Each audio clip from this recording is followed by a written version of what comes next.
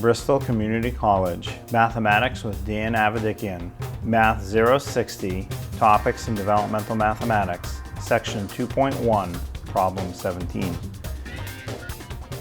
This is Section 2.1, Problem 17. It says, draw a picture to represent the fraction 3/4, or 3/4.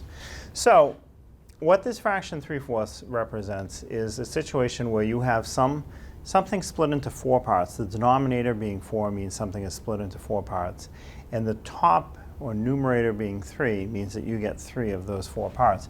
So you could draw such a picture a variety of ways. Some people like to draw them in a circular manner, like this. So we will have a circle, we'll split it into 1, 2, 3, 4 parts, 4 for the denominator, and we will shade in 3 of the 4 parts.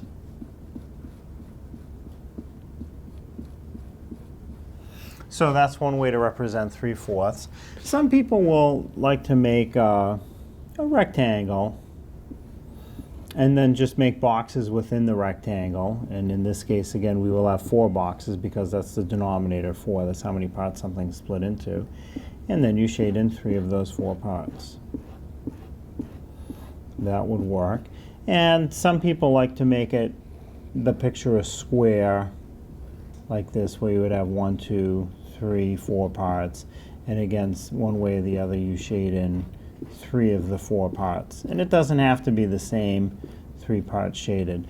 Any one of those would be acceptable answers. You have some type of drawing that you split into the same number of parts as the denominator, in this case 4, and then the number of parts that get shaded in is what the numerator is, which in this case is 3.